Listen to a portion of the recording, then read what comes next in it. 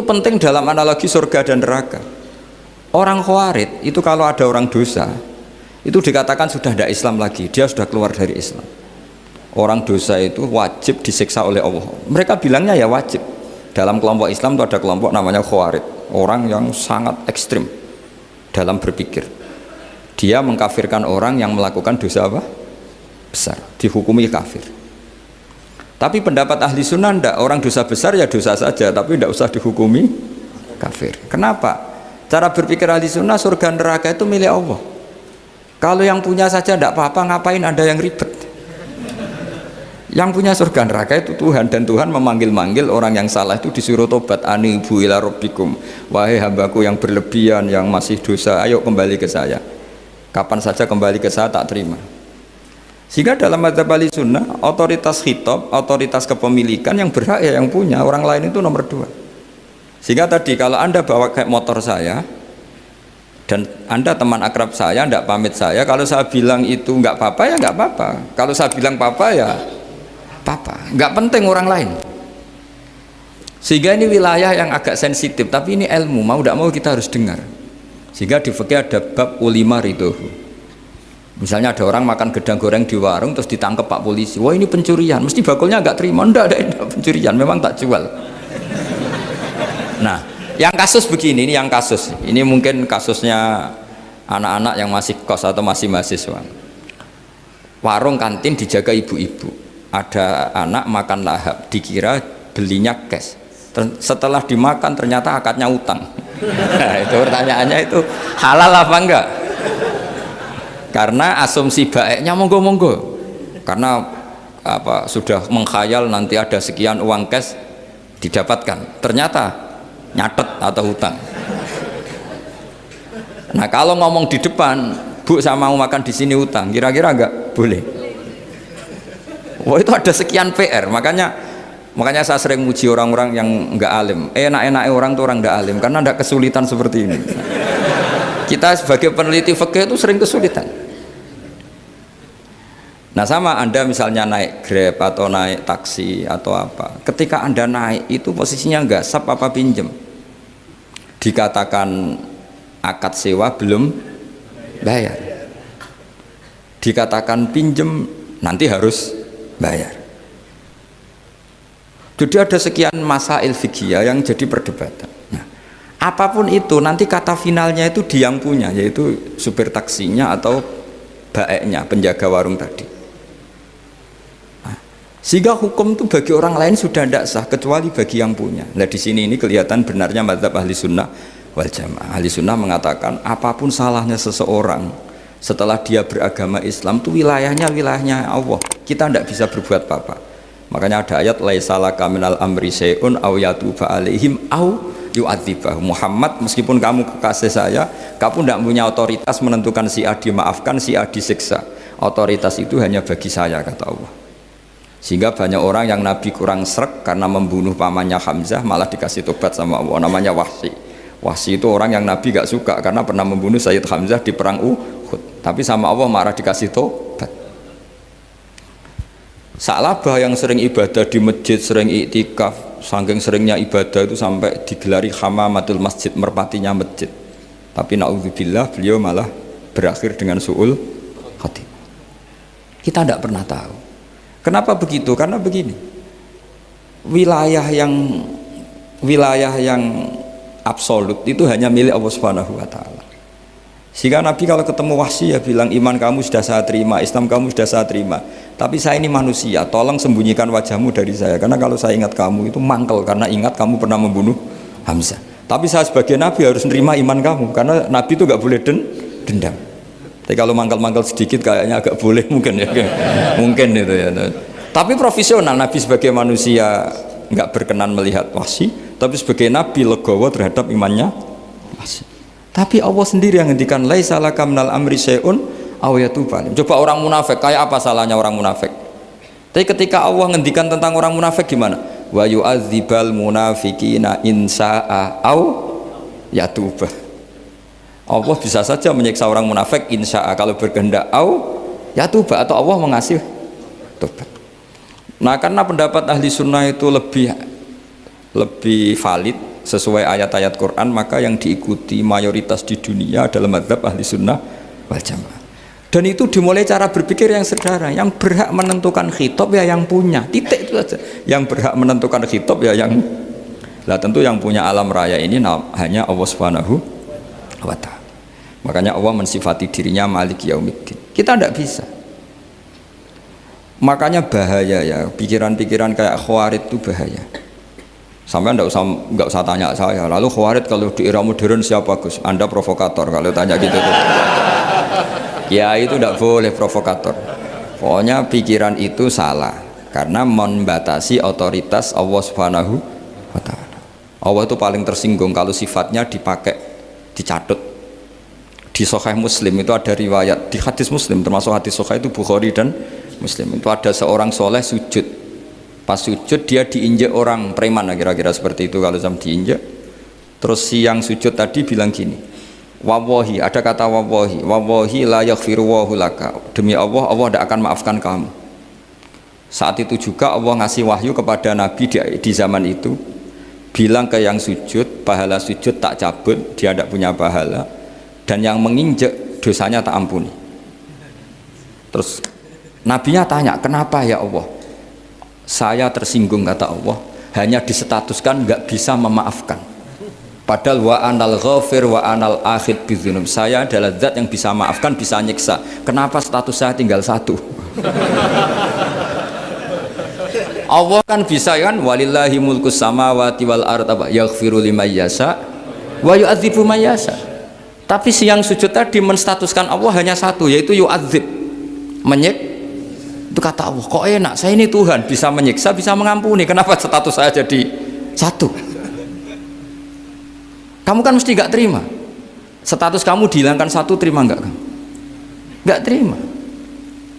Sebagai suami kamu tetap punya dua status, bisa meneruskan nikah, bisa menceraikan. Coba status kamu tak ambil satu, gak boleh menceraikan. Istri kamu gendut, walek, cerewet. Wah, posengnya bukan main itu. Sama mbak-mbak juga sama, sebagai istri harus nurut sama suami gini-gini, tapi juga punya hak rafa, hak mengajukan gugatan cerai jika suaminya tidak jelas. Mau nggak dicabut status hak rafa? Nggak mau. Kalau punya suami suelek, jelek, senangnya goda perempuan lain, itu kan. Nah, Allah itu punya status bisa memaafkan, juga punya status bisa menyiksa. Terus orang-orang yang sok soleh dengan tanda kutip itu kadang-kadang inginnya Allah tuh nyiksa terus sama musuhnya. Kalau sama dia memaafkan terus. Terus corong Jawa kan, aku mbahmu tapi kan gitu kira-kira. Kok enak gitu. Nah, jadi ya sudah seperti itu. Lagi-lagi kata kuncinya apa? Beri otoritas itu hanya kepada Allah Subhanahu wa ta'ala, karena dia adalah pemilik otoritas sejati. Sehingga zaman Nabi siapa saja itu ya mungkin orang kaya apa dulu, Khalid bin Walid, perang Uhud kalah, itu panglimanya orang kafir zaman itu siapa? Khalid bin Walid. Dan dia melakukan pembunuhan masif zaman itu, tapi dia dikasih tobat, namanya Khalid bin Walid. Tapi Sa'labah yang tukang di masjid kadang berakhir seperti itu. Ya sudah, akhirnya kita mau tidak mau ya sudah introspeksi. Sampai sesoleh apapun kita selalu diajarkan doa, ya muqallibal qulub tsabbit qalbi ala dini. Karena kayak apa kalau hati kita dibolak-balik? Karena cara berpikir tentang Islam dan tentang ateis atau tentang kekafiran itu mirip satu visi. Makanya ini hati-hati mahasiswa, karena senangnya berpikir sendiri. Ada ngelantur kemana-mana. Saya beri contoh. Sampean kalau sekarang masih miskin, berbahagialah. Karena miskin itu mudah jadi orang dermawan. Kalau orang sudah kaya itu ribet. Coba misalnya sampean jadi santri saya, tak contohkan. Biasanya santri kalau sama kiainya akan loyal. Kamu miskin punya ayam 2, tak minta 1 boleh enggak? Boleh, padahal itu 50%. Ya, terus punya uang 100.000, tak minta 50.000, kira-kira boleh enggak? Boleh, padahal itu 50%. Tapi kalau kamu kaya, punya uang 1 miliar, tak minta 500 juta, boleh enggak kira-kira? Padahal itu berapa? 50%. Gampang mana dermanya orang kaya sama orang miskin untuk mengamal 50%? Itu mahasiswa yang masih miskin-miskin, uangnya hanya 100.000, nraktir temannya habis nggak masalah. Padahal itu berarti 100%. Uangnya 50.000 diminta temannya dikasihkan semua. Padahal itu aset satu-satunya. Nah, Sa'labah itu cara berpikir gitu sehingga Allah tersinggung. Saya beri contoh ya, Sa'labah itu singkat cerita kan kalau habis jamaah salam langsung lari pulang. Terus ditanya sama Nabi, kenapa kamu kesusu pulang gitu? Istri saya di rumah masih belum pakai baju karena gantian sama saya. Saking miskinnya tuh baju itu gantian. Sama nggak usah bayangkan lalu di rumah telanjang kayak apa, berarti kamu porno. Kamu porno berarti tidak boleh. Pokoknya ceritanya seperti itu, tidak usah lari, gantian pakai itu. Singkat cerita, ya Rasulullah, saya ini didoakan kaya. Sampai 3 kali Nabi bilang bisa saja miskin itu lebih baik bagi kamu. Lama-lama sampai memaksa Nabi, akhirnya Nabi berdoa. Terus beliau kaya. Dan Sa'labah agak salah, dia nggak minta paket kaya barokah, tapi mintanya kaya saja, diturutin kaya. Pertama punya kambing di pegunungan ya, kalau di Arab itu kan kambing diletakkan di Jabalen, Mabinal Jabalen, di antara 2 lembah itu 40 sampai 80 sampai 4.000. Singkat cerita ketika 40 Nabi sudah memerintahkan sahabat diminta zakat. Berarti kalau 40 itu 1, kalau 80 kira-kira 2. Ya sudah gitu. Sebetulnya ketika 40 kalong 1 terkurangi 1 zakat itu kan ringan karena masih 39. Ya kayak tadi kamu punya uang 1 juta, jangan 1 juta, 500.000 sudah agak berat kamu. Tidak, gini saja, tak beri contoh betapa mudahnya dermawan bagi orang miskin. 1 juta itu kan zakatnya berapa? 25.000 ya, rubul usyur kalau dalam bahasa Arab itu berapa? Kalau bahasa kampus kan berapa? 2%, 2,5 ya, 2,5. Itu bahasa keliru sebetulnya, sama ikut saya saja. Saya itu berkali-kali saya pernah garap matematika, cepet-cepetan biar pakar matematika itu mesti cepet saya, karena saya ini agak bedui. Orang bedui itu cara berpikir itu lebih gampang. Jadi kalau orang Arab, tak ajarin matematika Arab ya, itu nggak ada porogapit. Jadi begini cara berpikir orang Arab itu, berpikir bertahap. Ya kalau 2,5 itu kalau orang Arab bilang rubul usyur apa? Rubul usyur, 1/4 dari 10. Jadi kalau orang Arab berpikir bertahap. Jadi misalnya 1 juta, 1/10-nya berapa? 100.000. Terus 1/4-nya berapa? 25.000. Jadi disebut rubul usyur, 1/4 dari 10. Jadi 1 miliar, cari 1/10-nya dulu, 100 juta. Terus 1/4-nya, sehingga nggak usah porogapit ruwet. Jadi orang Arab kalau bilang 1/10 sama 1/20 itu tidak bisa, karena nanti tidak porogapit. Orang Arab bilang al usyur atau nisful usyur. Misalnya zakatnya apa itu zuruk, berarti 100, 1/10-nya berapa? 10. Terus orang Arab kalau misalnya pertanian kamu biayai zakatnya 1/20, orang Arab bilang bukan 1/20, nisful usyur. Berarti berapa? 100, usurnya 10. Separuhnya 1/10, berarti 5. Lah 5 ini bahasa kamu apa? 1/20. Ya, bahasa orang kampus 5 kan 1/20. Kalau 10 1/10. Kalau orang Arab bilang apa? Usyur atau nisful, kan gampang gitu. Ya saya ulang lagi ya, berarti kalau 1/10-nya 1 juta, usurnya berapa? 100, nisful usur 50. Ya, gampang mana matematika Arab sama matematika ini sama? Daripada sama nggak porogaf betul pusing saya lihat itu. Ya sudah gitu aja, pokoknya diusurkan semua. Orang Arab kalau bilang itu diusurkan semua, berarti 1 juta. Misalnya zakat mal kan 2,5, berarti 1 juta usur dulu, berarti 100.000. Lah zakatnya itu rubul usyur, 1/4 dari 1/10. Ya di 1/10 dulu berarti 100, habis itu rubul usyur 1/4 dari 1/10 berarti ya, jadi gampang saja, 1 juta tulis saja langsung 100.000 usur, terus 1/4-nya 25. Gampang mana? Gampang lagi pakai kalkulator gitu. Nah sekarang begini, Kira-kira kalau kamu punya uang 1 juta diminta zakat 25.000 enteng nggak? Enteng. Biasa kan kita punya uang 1 juta naktir teman sampai habis 100.000, 200 enteng. Tapi kalau sudah 10 juta 10 juta berarti rubul usurnya berapa? 250. Kalau 1 miliar 25 juta. Wah, itu sudah pikiran kamu kan bikin toko baru, bikin konter baru. Nah, kalau 100 miliar berapa? 200. Nah, sak labah ini ketika dimintai zakat ketika 40 enggak, masih kambing 40 enggak mau, 80 enggak mau, sampai hampir 4.000. Kalau 4.000 misalnya digawe rata-rata 51 aja, digawe bulat ya. Berapa sebenarnya? Per 1.000 kan 20. Ya kan? Per 1.000 kambing kalau dipakai 50 saja, per 1.000 kambing berapa? 20 kan? 20. Kalau 4.000 80. Kira-kira itu misalnya dipakai 50. Apalagi itu 40 lebih banyak lagi. Akhirnya ngomentari sahabat yang disuruh Nabi ngambil zakat. Wah, ini tidak zakat, pemerasan. Karena jumlahnya sudah signifikan.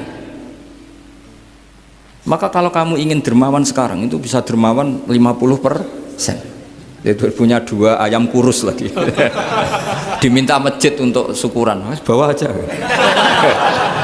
Punya kambing kurus 2. Kata kamu hanya itu. Ada panitia masjid minta sumbangan, kasih aja 1, sudah ngamal 50%. Tapi kalau punya sapi limusin 2 yang per 1 harganya 70 juta, kalau diminta 1 kan nilainya tetap 50%. Gampang mana orang miskin sama orang kaya ngamal? Orang miskin. Terus kedua, hebatnya orang miskin itu kalau ngamal itu dramatis. Oh, itu. Betul itu. Jadi makanya kenapa Nabi suka orang miskin. Loh, saya pernah ditanya, saya ini punya teman yang kaya raya, dia biasa ngamal 1 miliar 2 miliar. Dia nggak terima sama fatwa saya, Gus kenapa Anda masih muji orang miskin? Ngamalnya tuh banyak saya sekali ngamal bisa 1 miliar, setengah miliar. Tapi kata saya, ngamal kamu itu tidak dramatis, nggak seru kata saya. Terus dia tanya, kok bisa Gus? Dia orang kaya, paling ngamal 1 miliar untuk bangun masjid, 1 miliar, setengah miliar bangun pondok, setengah miliar. Tapi kalau orang miskin, misalnya tukang beca, orang miskin kan pasti kawannya orang miskin. Kan nggak mungkin orang miskin utang Abu Rizal Bakri, utang Yusuf Kala, kan nggak mungkin. Kenal saja enggak. Orang miskin kan utangnya sesama orang miskin. Itu pasti itu kan hukum sosial itu. Nah ternyata itu apa? Hari itu anaknya enggak makan, hari itu istrinya mau kelahiran. Utang sesama miskin, diutangi 50.000. Tapi uang ini dramatis, kalau hari itu enggak makan mati. Artinya apa? Ada orang ngamal 1 miliar untuk bangunan, kadang aksesoris, yang satu ngutangi 50.000 tapi taruhannya nyawa. Nah sekarang menyelamatkan nyawa sama bangunan keren mana?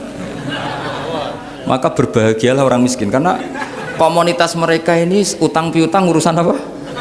Nyawa. Jadi ini lebih dramatis ya, lebih dramatis, lebih keren. Nah, makanya utang piutang orang miskin itu paling diabadikan Quran karena lebih keren, lebih keren.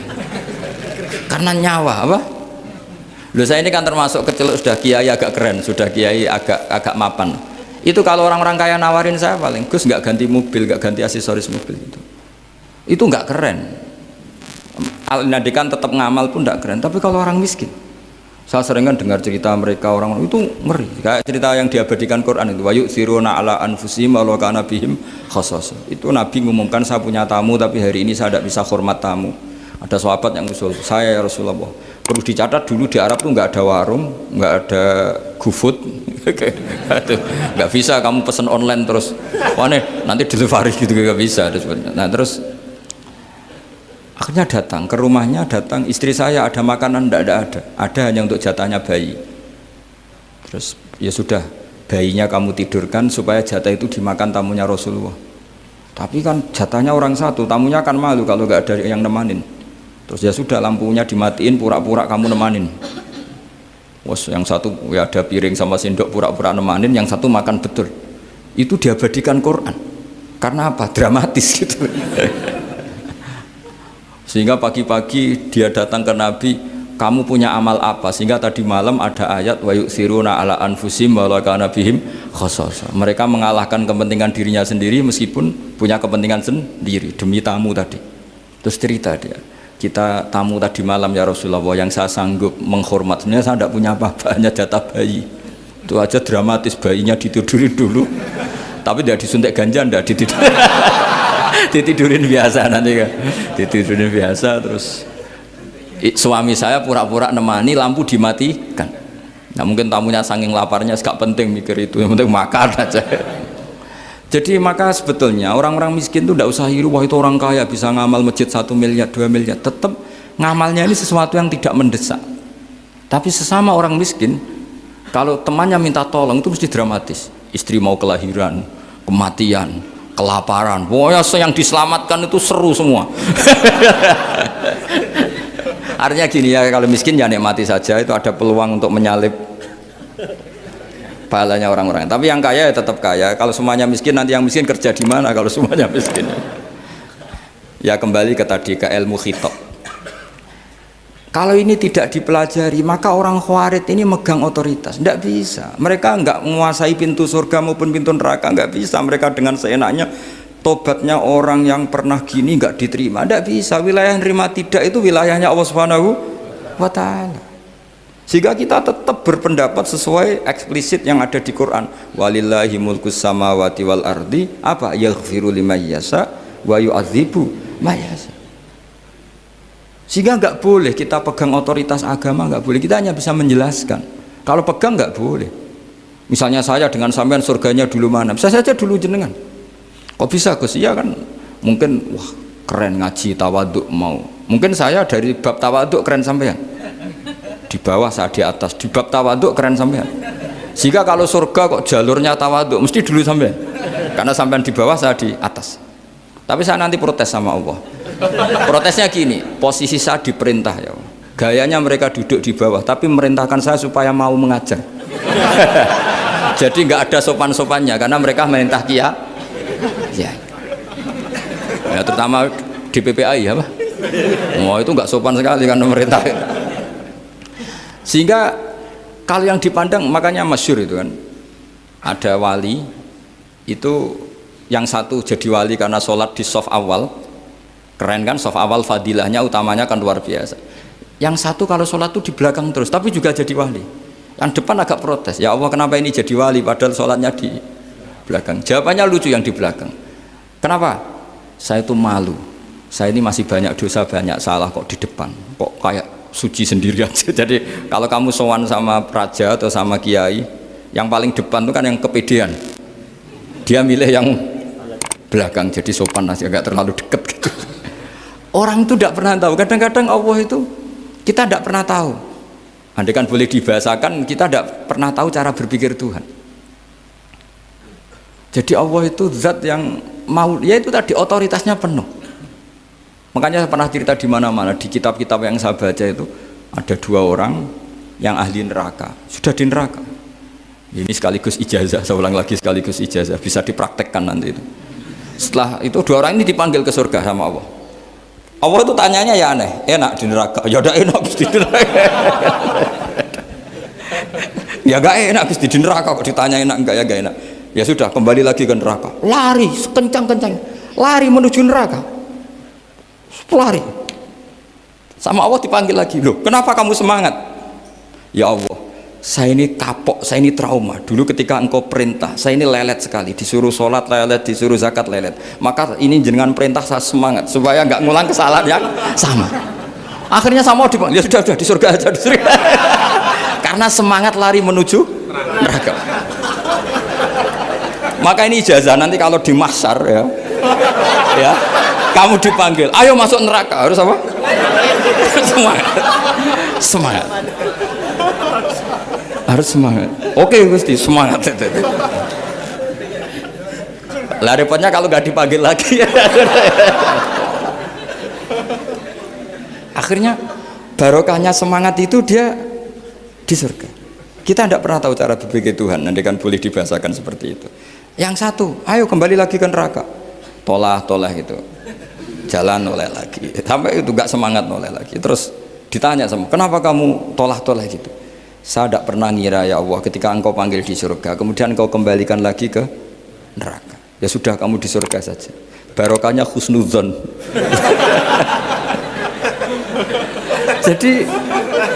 jadi Tuhan itu unik. Makanya dalam tradisi ulama itu ad-dinu ar-riwayah, agama itu riwayat. Sebagian diredaksikan inna hadzal ilma dinun fanzuru amman ta'khuduna dinakum. Agama ini, ilmu ini agama, maka lihat riwayatnya. Karena kita tidak pernah tahu cara berpikir Tuhan. Kita harus mengikuti riwayat yang diutarakan Rasulullah SAW. Karena kita tidak pernah tahu. Kayak tadi ada orang diinjek, kita mesti kan terprovokasi ingin bela yang sujud menyalahkan yang injek. Tapi ketika yang sujud mencatut nama Tuhan, Allah tidak akan memaafkan kamu. Itu Tuhan tersinggung karena sifatnya direduksi satu, diambil satu, disembunyikan satu. Loh, ada kan dia begini mungkin malah Allah maklumi. Saya tidak akan maafkan kamu. Enggak apa-apa Allah, kan saya. Kan tidak mencatut namanya Allah. Selama hidup saya tidak akan maafkan kamu. Allah nggak akan tersinggung. Karena dia sebagai manusia tentu punya dendam, punya rasa mangkal, punya emosi. Tapi kalau ketika bilang Allah tidak akan maafkan kamu, berarti dia mencatut statusnya Allah. Dan Allah disifatkan hanya satu dari sifatnya Allah, yaitu hanya sifat menyiksa. Padahal Allah punya sifat memaafkan. Ini hati-hati bagi orang-orang soleh, orang-orang yang terlalu berpikir keras dalam Islam, nggak boleh seperti itu. Masyhur itu kan, ada satu perkampungan yang sering secara masif terstruktural mau menghabisi Nabi, yaitu namanya kampung Usoyyah, Ro'lan sama Zakwan. 3 kampung ini sering koalisi mau menghabisi Nabi, sampai Nabi sering kunut nazilah, Allahumma an Ro'lan wa Zakwan wa Usoyyat asad Allah wa Rasulah. Sering dipasutkan gitu, tapi Allah malah menurunkan wahyu, Muhammad kamu tidak boleh intervensi saya seperti itu, bisa saja mereka dapat hidayah. Semenjak itu Nabi meninggalkan kunut nazilah. Terus dan sebagian ulama mengatakan itu awal diturunkannya ayat laisalaka minal amri syai'un au yatuba alaihim au yu'adzibahum. Jadi ini sekali lagi-lagi ini bab khitab. Jadi ya seperti kita punya, makanya orang itu tetap donga ya muqallibal qulub sabit qalbi ala dini, karena otoritas itu bagi yang punya. Maka kata malik, kata pemilik itu kunci dalam ilmu tauhid atau ilmu tafsir atau ilmu apa saja. Misalnya gini, sampai saya punya rumah yang ruangan depan itu ruang tamu, tentu dapat perlakuan khusus, sering steril, sering bersih, bahkan dihias pakai bunga, pakai macam-macam. Ruangan tengah biasa, ruangan belakang buat buangan sampah, buat WC, buat macam-macam. Sah apa enggak? Sah. Kenapa? Karena saya pemiliknya. Apa? Karena saya. Tapi kira-kira yang sedang di ruang tamu, tanah yang sedang di ruang tamu yang dimanjakan juga nggak boleh kumo luhur. Bisa saja suatu saat saya rubah pikiran, rumah saya tak balik dari menghadap utara ke selatan, yang dulu WC jadi ruang tamu, yang ruang tamu jadi WC. Langsung perlakuannya rubah 180 apa derajat, jika 360 derajat. Nah itu yang di sini nih, kenapa orang soleh pun tetap takut sama Allah, karena Allah itu yaf'alu ma yasha, bisa melakukan apa saja. Sehingga tradisinya ulama ketika zaman ini sudah rusak seperti ini, ulama-ulama tidak ada yang khawatir, karena Allah mensifati dirinya Al-Hadi sebagai zat penunjuk. Coba kita sudah tidak ditungguin nabi, nggak ditungguin wali, nggak ditungguin orang-orang soleh dulu, tapi agama itu ya jalan sampai sekarang. Ada orang ngaji, ada orang sholat, ada orang zakat. Andaikan agama itu diserahkan manusia, sudah kita tidak bisa mempertahankan agama ini di zaman seperti ini. Tapi karena Allah itu Al-Hadi, zat yang memberi petunjuk, dan sifat Allah Ta'ala pasti tata'atsaru bi khalqih, pasti ada akibatnya di makhluk. Seperti Allah mensifati dirinya Ar-Razzaq, yang memberi rizki. Buat zaman buyut-buyut perang dijajah Belanda ya tetap makan, ya tetap kawin. Kadang istrinya banyak, padahal zaman jajan Belanda. Kita nggak dijajah aja susah. Dulu itu babah kamu istrinya 1 atau 2, buyut-buyut kamu banyak yang 2, padahal miskin. Karena Allah mensifati dirinya Ar-Razzaq. Mbok keadaan kayak apa orang tetap dapat rezeki. Begitu juga Allah mensifati dirinya Al-Hadi. Mbok keadaan dunia rusak kayak apa tetap ada yang dapat hidayah. Jadi kamu tidak usah khawatir terhadap agama ini karena Allah mensifati dirinya apa? Al-Hadi, zat yang memberi kayak apa Amerika, kayak apa Korea. Saya itu pernah di Korea, katanya negara ateis. Di sana TKI yang nyari uang, ternyata di sana itu bikin masjid. Coba kalau Allah menghendaki, di Korea ada masjid. Karena bikin masjid nggak boleh, kalau nyewa boleh. Jadi Korea itu ada satu aturan kayak di Jepang, kayak di umumnya negara maju. Yang sudah fungsi sosial itu tetap sosial, nggak boleh menambah yang baru. Jadi kalau dari gereja dibeli masjid boleh, tapi kalau tanah lapang dipakai masjid nggak boleh karena ngurangi tanah. Tapi kalau dari gereja jadi masjid boleh, dari bar untuk masjid boleh, dari pantai asuhan jadi masjid boleh. Pokoknya yang fungsi sosial. Saya pernah ngaji di masjid itu, bawahnya bar, atasnya gereja, atasnya lagi masjid. Kadang ya balik masjid dulu, bar, baru gereja. Karena memang yang sudah kawasan sosial ya kawasan publik ya untuk publik. Kita tidak pernah mengira kalau di sana ada tauhid. Tapi Allah itu Al-Hadi, apa? Allah itu Al-Hadi. Sehingga ya delala ada orang Indonesia kerja di sana, terus nuraninya tersiksa kalau tidak ada tempat sujud. Akhirnya mereka urunan bikin masjid. Itu banyak yang santri saya sering ngaji saya. Ya saya ulang lagi ya. Jadi cara mikir khitab sama Allah gitu dulu ya. Enggak boleh kamu berpikir khawarid yang membatasi kekuasaan atau hidayatnya Allah Subhanahu wa ta'ala. Karena kita tidak pernah tahu. Sa'labah ngomong gitu itu masalah besar. Karena mengatakan kekasihnya Allah itu pemungli. Karena tadi, wah ini tidak zakat lagi tapi apa? Pungli. Ini apa?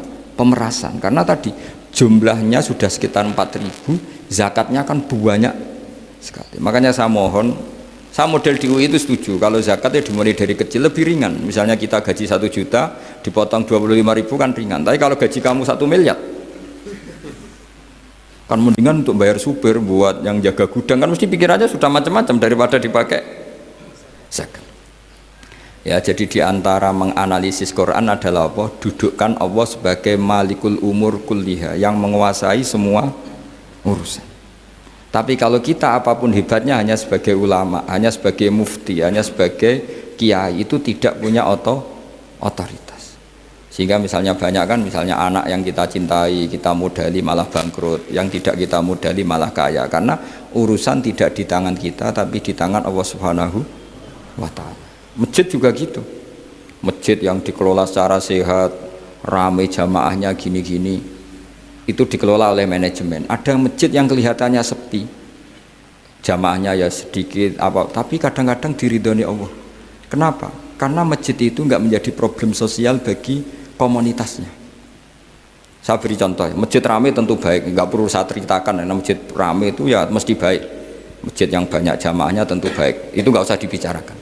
Tapi ada beberapa masjid yang sepi, tapi Allah itu suka. Kenapa?